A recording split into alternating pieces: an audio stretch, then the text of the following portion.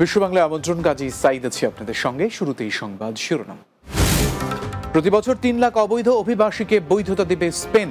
পুরনো অবৈধ অভিবাসীরা পাবেন অগ্রাধিকার, জানালেন স্পেনের অভিবাসী বিষয়ক মন্ত্রী। পূরণ হলো ফ্রান্স প্রবাসী বাংলাদেশিদের ই পাসপোর্ট স্বপ্ন। কার্যক্রম উদ্বোধন করেন ফ্রান্সে নিযুক্ত বাংলাদেশের রাষ্ট্রদূত খন্দকার এম তালহা। এবং বিদেশিদের জন্য অনলাইন বিশেষ পাস চালু করছে মালয়েশিয়া। আগামী বছরের জানুয়ারিতে শুরু, জানালেন দেশটির স্বরাষ্ট্রমন্ত্রী।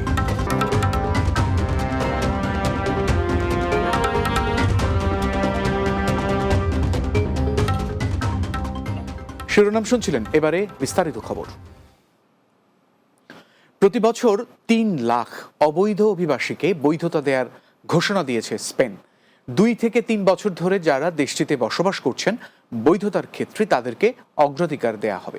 এমনকি তারা কাজের সুযোগ অর্থাৎ ওয়ার্ক পারমিটও পাবেন। এক বিবৃতিতে এই তথ্য জানিয়েছেন স্পেনের অভিবাসী বিষয়ক মন্ত্রী মাহমুদ রুবেল। জানাবেন বিস্তারিত।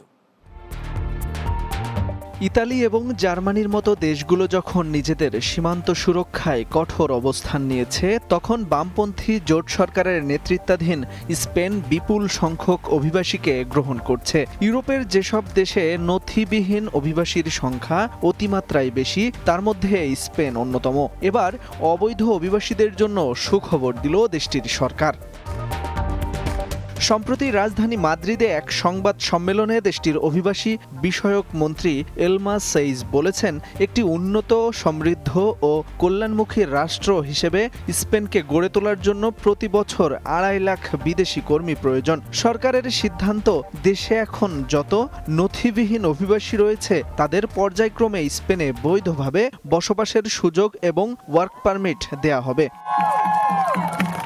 যেসব নথিবিহীন অভিবাসী অন্তত 2 থেকে 3 বছর ধরে স্পেনে বসবাস করছেন, বৈধতার ক্ষেত্রে তাদের অগ্রাধিকার দেওয়া হবে বলে জানান তিনি। দেশটির প্রধানমন্ত্রী পেদ্রো সানচেজ বিশেষ প্রকল্পের নাম দিয়েছেন সার্কুলার মাইগ্রেশন।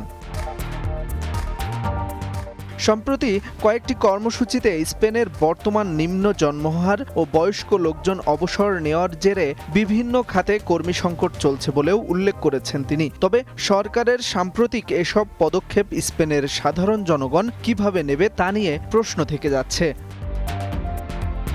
উন্নত জীবনের আশায় প্রতিদিন আকাশ, স্থলপথ ও আটলান্টিক মহাসাগর পাড়ি দিয়ে শত শত অভিবাসন প্রত্যাশী পাড়ি জমান স্পেনে। সরকারি হিসাব বলছে 2024 সালের প্রথম 6 মাসে স্পেনে প্রবেশ করেছেন অন্তত 25,000 নথিবিহীন অভিবাসী। তাদের মধ্যে 19,000-এরও বেশি এসেছেন সাগর পাড়ি দিয়ে।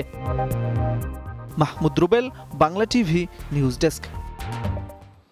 অবশেষে স্বপ্ন পূরণ হলো ফ্রান্স প্রবাসী বাংলাদেশিদের। দেশটির প্রবাসী বাংলাদেশিদের জন্য চালু হয়েছে ই পাসপোর্ট কার্যক্রম। ফ্রান্স প্রতিনিধি রাসেল আহমেদ জানিয়েছেন, দেশটির রাজধানী প্যারিসে অবস্থিত বাংলাদেশ দূতাবাস হলরুমে এই কার্যক্রম উদ্বোধন করেন ফ্রান্সে নিযুক্ত বাংলাদেশের রাষ্ট্রদূত খন্দকার এম তালহা। দূতালয় প্রধান মোহাম্মদ ওয়ালিদ বিন কাশেমের সঞ্চালনায় অনুষ্ঠানে বিশেষ অতিথি ছিলেন ই পাসপোর্ট ও স্বয়ংক্রিয় বর্ডার নিয়ন্ত্রণ ব্যবস্থাপনা প্রকল্পের পরিচালক ব্রিগেডিয়ার মোহাম্মদ নুরুস সালাম। উদ্বোধকের বক্তব্যে রাষ্ট্রদূত ই পাসপোর্ট সেবা চালু করার ব্যাপারে কমিউনিটি সর্বস্তরের নেতৃবৃন্দের দাবির বিষয়টি গুরুত্ব আরোপ করে বিষয়টি বাস্তবায়নে দূতাবাসের নানা প্রচেষ্টার কথা উল্লেখ করেন। একই সাথে তিনি প্রকল্প সংশ্লিষ্ট সকলের প্রতি কৃতজ্ঞতা প্রকাশ করেন। মালয়েশিয়ায় বিদেশিদের প্রবেশ এবং অবস্থানরত বিদেশিদের জন্য একটি অনলাইন বিশেষ পাস ইএসপি চালু করতে যাচ্ছে দেশটির ইমিগ্রেশন বিভাগ JIM। আগামী বছরের জানুয়ারিতে এটি চালু হবে। মালয়েশিয়ার স্বরাষ্ট্র মন্ত্রণালয়ের সভা শেষে সংবাদ সম্মেলনে এই তথ্য জানান স্বরাষ্ট্রমন্ত্রী দাতুক সেরি সাইফুদ্দিন নাসুশন ইসমাইল। সাইফুদ্দিন নাসুশন জানিয়েছেন, এই বিশেষ পাস অভিবাসন বিভাগের যানজট কমানোর পাশাপাশি সংস্থাটিকে ডিজিটালাইজড করার অন্যতম প্রচেষ্টার একটি উদ্যোগ। যে কোনো বিদেশি নাগরিক যারা নতুন আবেদন সম্প্রসারণ, দীর্ঘমেয়াদী PLS PLIK পরিবর্তনের সিদ্ধান্তের জন্য অপেক্ষা করছেন বা যারা সড়ক দুর্ঘটনা, প্রাকৃতিক দুর্যোগের মতো সমস্যার সম্মুখীন হয়েছেন, তারাও এই ESPর জন্য আবেদন করতে পারবেন।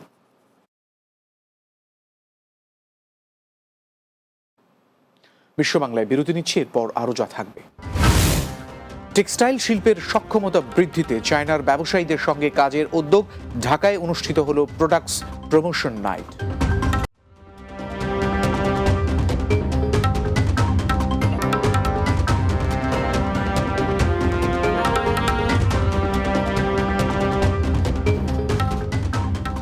বিরতির পর বিশ্ব বাংলায় আরো একবার স্বাগত।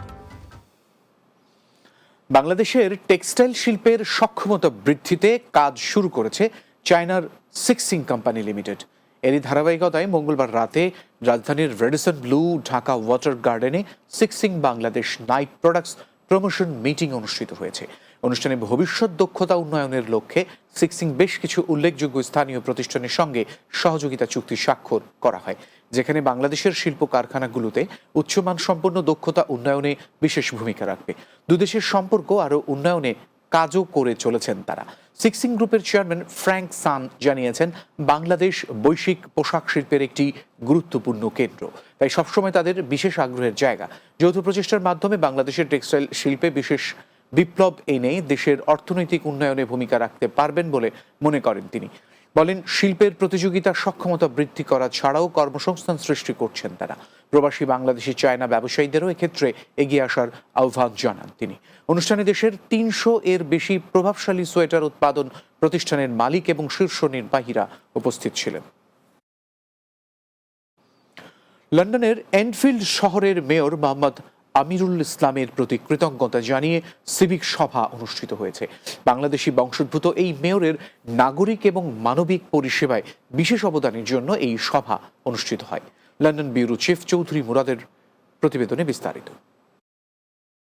বাংলাদেশি বংশোদ্ভূত ব্রিটেনের লন্ডন এনফিল্ড বরাহ কাউন্সিল মেয়র মোহাম্মদ আমিরুল ইসলামকে নিয়ে এক ধন্যবাদমূলক সম্মাননা সভা অনুষ্ঠিত হয়েছে। নিজ বারাক নাগরিক ও মানবিক কল্যাণমূলক পরিষেবায় বিশেষ অবদানের জন্য এ সভা অনুষ্ঠিত হয়। First of all, I feel honored, and how they express all their good words is really fantastic to me. And second thing is, I saw whole community came together here.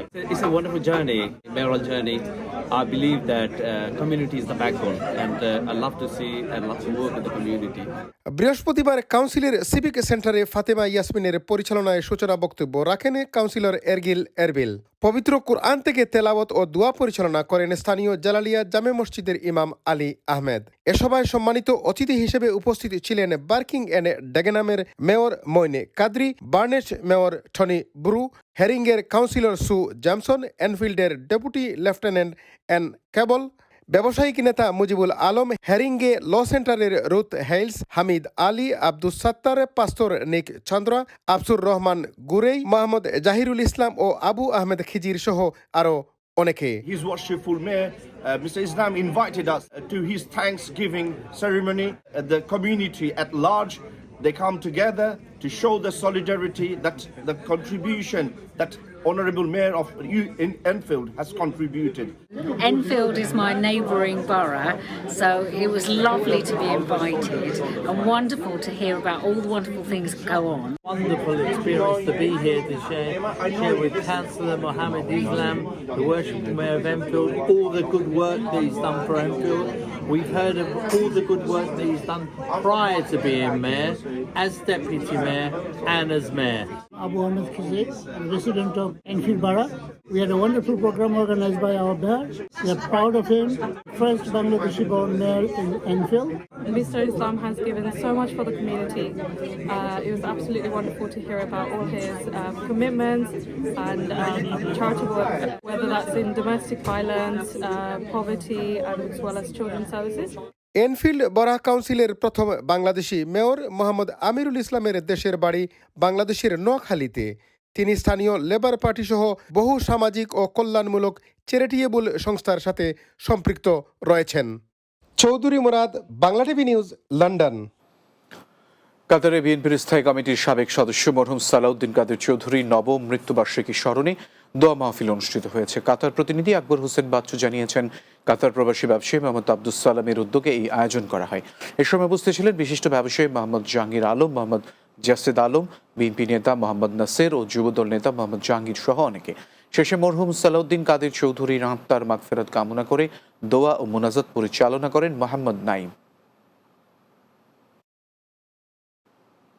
Bangladesh Awami Jubo League Kuwait শাখার উদ্যোগে সংগঠনটির 52তম প্রতিষ্ঠা বার্ষিকী উদযাপন করা হয়েছে। Kuwait প্রতিনিধি আহ জুবেদ জানিয়েছেন, দেশটির ফারওয়ানিয়া এলাকায় একটি রেস্তোরাঁয় আয়োজিত অনুষ্ঠানে সভাপতিত্ব করেন কুয়েত কেন্দ্রীয় যুবলীগের সদস্য ইসমাইল হোসেন হাওলাদার।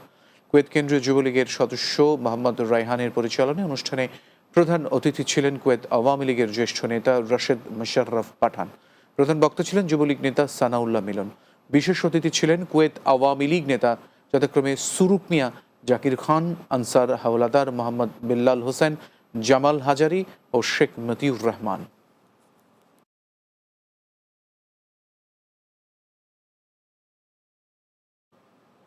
বিশ্ব বাংলা শেষ করব, তার আগে এক নজরে সবগুলো শিরোনাম জানাবো।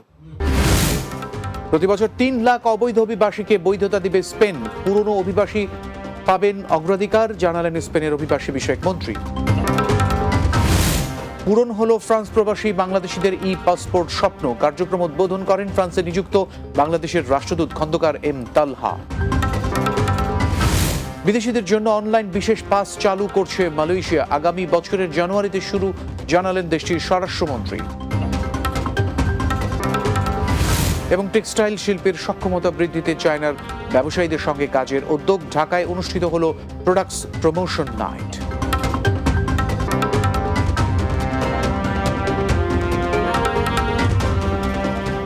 এই ছিল বিশ্ব বাংলায়। ধন্যবাদ এতক্ষণ সঙ্গে থাকার জন্য।